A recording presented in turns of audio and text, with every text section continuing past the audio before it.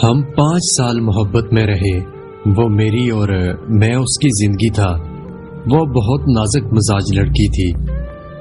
وہ پڑھی لکھی تھی اور میں ان پڑھ تھا۔ میں اردو بھی ٹھیک سے نہیں بولتا تھا، پھر بھی ہم ایک دوسرے سے بہت محبت کرتے تھے۔ ہم جب بھی بات کرتے تھے وہ میری انگریزی ٹھیک کروانے میں لگی رہتی، مجھے ڈانٹتی۔ میں 2 سال اس سے بات کرتے کرتے انگلش بولنا سیکھ گیا۔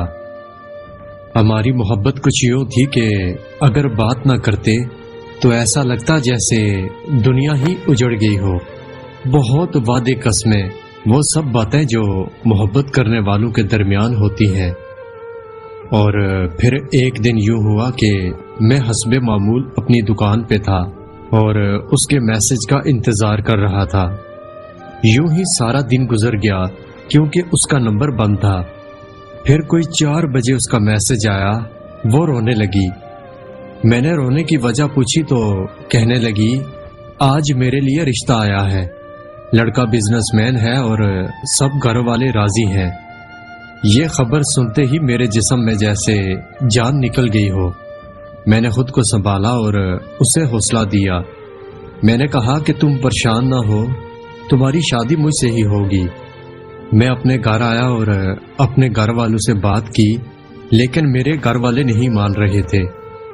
خیر میں نے فیصلہ کیا، یا تو وہ میری ہوگی یا میں مر جاؤں گا۔ میں نے اس کے گھر جانے کا فیصلہ کیا۔ میں نے کہا چلو باغ چلتے ہیں، مگر اس نے صاف انکار کر دیا۔ میں جب اس کے گھر گیا تو گھر پر اس کی امی تھی۔ پھر میں نے جب اس کی امی سے بات کی تو انہوں نے مجھے قسم دی اور کہا، بیٹا اس بات کو یہی ختم کر دو اور چلے جاؤ۔ میں نے اس کی طرف دیکھا تو اس کی آنکھوں سے آنسو بہہ رہے تھے۔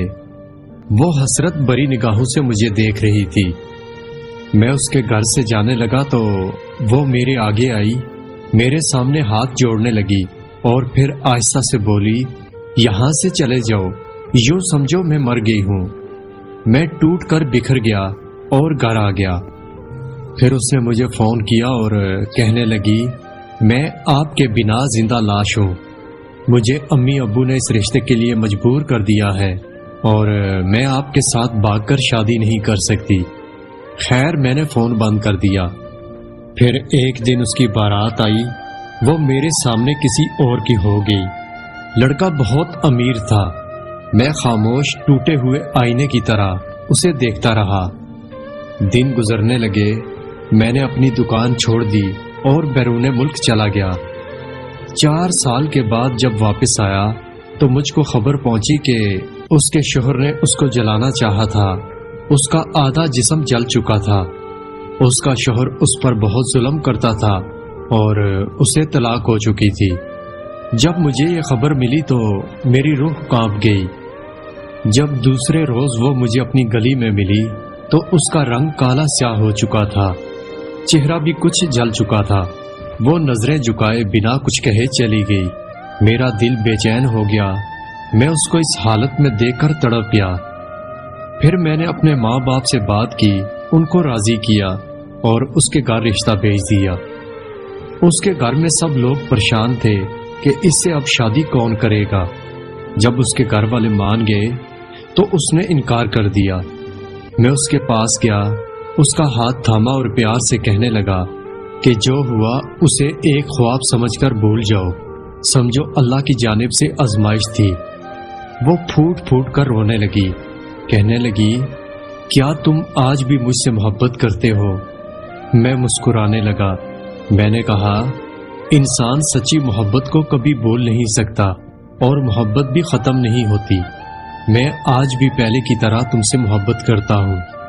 آخر کار وہ مان گئی، ہماری شادی ہو گئی۔ ہمارے 2 بیٹے ہیں اور میری بیوی بہت خوش ہے۔ وہ مجھے اکثر محبت کا فرشتہ کہتی ہے۔ میں جب پوچھتا ہوں کہ یہ نام کیوں، تو وہ کہتی ہے، آج کل ہر محبت کرنے والا مطلب پرست ہے۔ جہاں مطلب مکمل ہو وہاں محبت ختم ہو جاتی ہے۔ محبت کو جسم کا نام دے رکھا ہے۔ میری بیوی میرا ہاتھ تھام کر محبت کا ذکر کرتے ہوئے رونے لگی اور کہنے لگی، آپ نہ ہوتے تو شاید میں خود کو فنا کر چکی ہوتی، اور محبت کرنے والا اگر آپ کی طرح محبت نبھائے تو کبھی کوئی لڑکی دھوکہ کھا کر زندہ لاش نہ بنے۔